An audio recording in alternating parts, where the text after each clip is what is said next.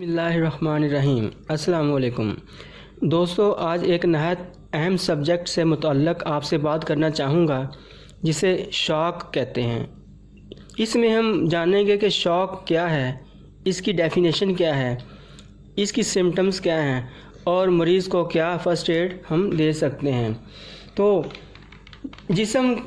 جسم کے کسی وجہ سے وائٹل آرگنز کے صحیح کام نہ کرنے اور جسم کی خون کی نالیوں میں ان کے اندرونی حجم کے مطابق خون سپلائی نہ ہو تو آدمی نیم بے ہوش ہو جاتا ہے، جسے شوق کہتے ہیں۔ شوق میں مریض کی جلد ٹھنڈی، چہرے کی رنگت پیلی، پیشانی اور پر پسینہ اور بلڈ پریشر کم ہو جاتا ہے، نبض تیز ہو جاتی ہے۔ اب ہم شوق کی اقسام یعنی کتنی قسم کے یہ شوق ہوتے ہیں، ٹائپس آف شوق جاننے کی کوشش کرتے ہیں۔ تو اس میں سب سے پہلے ہیمریج شوق ہوتا ہے، جو خون کے ضائع ہونے سے ہوتا ہے، یعنی کہ حادثات میں شدید چوٹ لگنے، لڑائی، آپریشن، عورتوں میں بلیڈنگ یا بچے کی پیدائش کے دوران زیادہ مقدار میں خون بہہ جائے تو ہیمریج شوق ہو جاتا ہے۔ ہیمریج شوق میں زخموں سے کافی مقدار میں مریض کا خون ضائع ہو چکا ہوتا ہے۔ علاج کے لیے فوری طور پر اس کمی کو پورا کرنے کے لیے مریض کو نیا خون لگایا جاتا ہے۔ اور دوسرے نمبر پر ہے اینافائلیکٹک شوق۔ یہ شوق کسی دوا کے استعمال کے بعد الرجی، ٹیکہ لگنے کے بعد ری ایکشن، کسی زہریلی چیز کے کھانے پینے، سونگھنے، زہریلے جانور، سانپ وغیرہ کے کاٹنے سے پیدا ہوتا ہے۔ یہ شوق بہت خطرناک ہے۔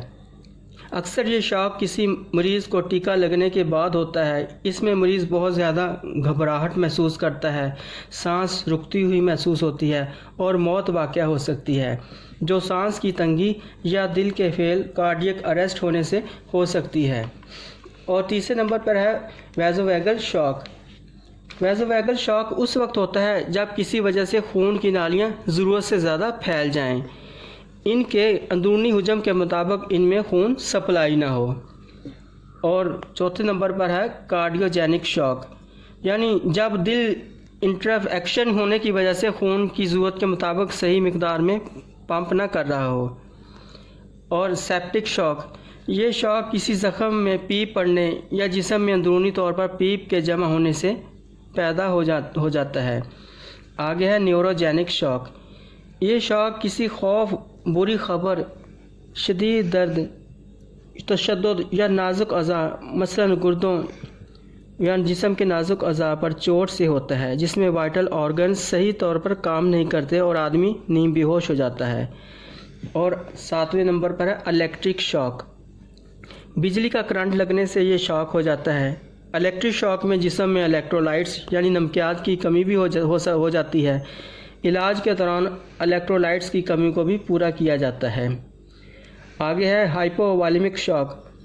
شدید پیچش اور الٹیوں کی وجہ سے جسم میں پانی اور نمکیات کی کمی ہو جاتی ہے، جس سے یہ شوق ہو جاتا ہے۔ شوق کے علاج کے ساتھ جسم میں پانی اور نمکیات کی کمی کو بھی پورا کیا جاتا ہے۔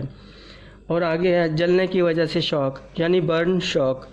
جسم کا آگ سے جھلس جانے، جسم پر گرم کھولتی ہوئی مائعات کے گرنے اور جسم پر تیزاب کے گرنے سے جلنے کی وجہ سے یہ شوق ہوتا ہے۔ برن شوق میں بھی جسم میں الیکٹرولائٹس کی کمی آ جاتی ہے۔ اور آگے ہے ڈائبیٹک شوق۔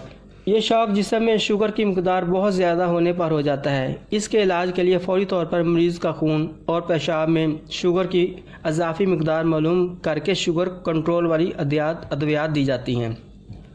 آگے ہے ہائپوگلائمیسیمک شوق۔ یہ شوق جسم میں گلوکوز کی مقدار کم ہو جانے سے ہوتا ہے۔ ایسا عموماً اس وقت ہوتا ہے جب مریض شوگر کی مرض کے دوران شوگر کو کنٹرول کرنے والی دوا استعمال کر رہا ہو اور دوا ضرورت سے زیادہ استعمال ہو جائے۔ ہائپوگلائسیمک شوق میں مریض کو فوری طور پر میٹھا شربت پلانا چاہیے۔ اب اس کی سمٹمز کیا ہیں، یعنی ان شوق وغیرہ کی سائن اینڈ سمٹمز کو ہم جاننے کی کوشش کرتے ہیں۔ تو سب سے پہلے نمبر پر ہے اس کو مریض کی جلد جو ہے وہ ٹھنڈی ہو جاتی ہے اور پیشانی پر پسینہ آ جاتا ہے، چہرے کی رنگت کا پیلا پڑ جانا، بلڈ پریشر کا کم ہو جانا، نبض رفتار میں تیز لیکن کمزور ہوتی ہے، مریض پر نیم بے ہوشی طاری ہو جاتی ہے، مریض کو گھبراہٹ محسوس ہوتی ہے، آنکھیں غیر ارادی کھلی ہوتی ہیں، چہرہ بے رونق اور ہونٹ خشک ہوتے ہیں، اعضاء کی کارکردگی سست ہوتی ہے۔ اینافائلیکٹک شوک میں مریض متلی یعنی نازیہ، وومٹنگ، ڈائریا، انتڑیوں میں جریان خون، سانس کی تنگی، دورے پڑنا اور دل کا فیل ہونا کارڈیک اریسٹ ہو سکتا ہے۔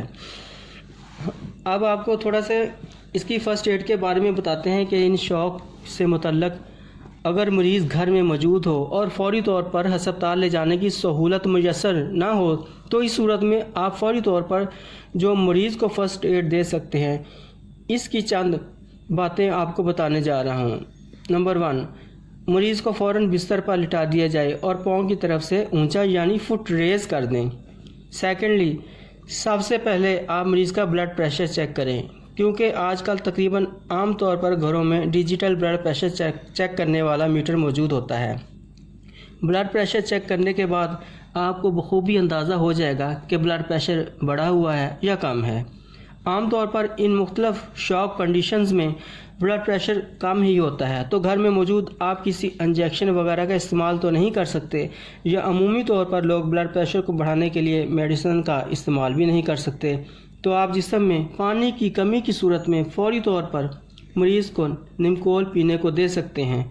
گھبراہٹ کی صورت میں کیلشیم کی ساشے پانی میں ڈال کر یا کیلشیم کی ٹیبلٹ پانی میں مکس کر کے دے سکتے ہیں، اور 7 اپ سوڈا وغیرہ میں نمک ڈال کر دے سکتے ہیں۔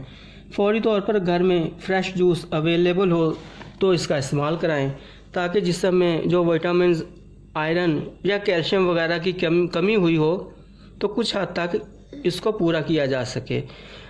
مریض کو اگر سفوکیشن ہو رہی ہو یعنی کو سانس لینے میں تنگی ہو رہی ہو تو اسے کھلی جگہ پر رکھیں۔ اور اس طرح جو شوگر کے مرض میں مبتلا ہوتے ہیں ان کے پاس خاص طور پر ہر گھر میں تقریباً گلوکو میٹر یعنی شوگر چیک کرنے والے میٹر ہوتے ہیں، تو جن مریضوں میں شوگر کم یا زیادہ ہونے کا مسئلہ درپیش رہتا ہو تو خون میں شوگر کی مقدار چیک کرنے کے بعد اگر شوگر لیول کم ہو تو مریض کو فوراً میٹھا شربت کا گلاس پلا دیں تاکہ شوگر لیول کچھ بڑھ سکے۔ اور اگر آپ کو علم ہے کہ مریض پراپرلی شوگر میڈیسن نہیں لے رہا اور اب شوگر لیول بھی بڑھ گیا ہے تو فوراً جو میڈیسن مریض استعمال کر رہا ہے جو کسی مسند ڈاکٹر کی ریکمینڈڈ ہیں تو ان کا استعمال کرائیں اور مریض کو ہسپتال منتقل کرنے کا بندوبست کریں۔ گھر میں فوری ابتدائی طبی مدد دینے کا مقصد بھی یہی ہوتا ہے کہ مریض کو ہسپتال لے جانے سے قبل مریض کی تکلیف کچھ کم ہو سکے۔ پھر جیسے ہی مریض ہاسپٹل پہنچتا ہے تو وہاں پراپرلی پیشنٹ کی سینسٹیوٹی کے لحاظ سے ٹریٹمنٹ شروع ہو جاتا ہے اور مریض کی زندگی بچانے کے لیے اقدامات کیے جاتے ہیں تاکہ ٹریٹمنٹ کے بعد مریض بفضل تعالی جلد صحت یاب ہو سکے۔ ویورز، امید کرتا ہوں کہ شوک سے متعلق اس کی ڈیفینیشن اور شوک کی مختلف جو ٹائپس ہیں ان سے متعلق آپ سے یہ ویڈیو میں جو معلومات شیئر کی ہیں آپ کو اس سے استفادہ حاصل ہوگا۔ آئندہ کسی اور معلوماتی ویڈیو تک اجازت چاہتا ہوں، لیکن جانے سے قبل چینل کو لازمی سبسکرائب کر دیجئے تاکہ کسی بھی نئی آنے والی ویڈیو کا آپ کو نوٹیفیکیشن مل سکے۔ اللہ حافظ۔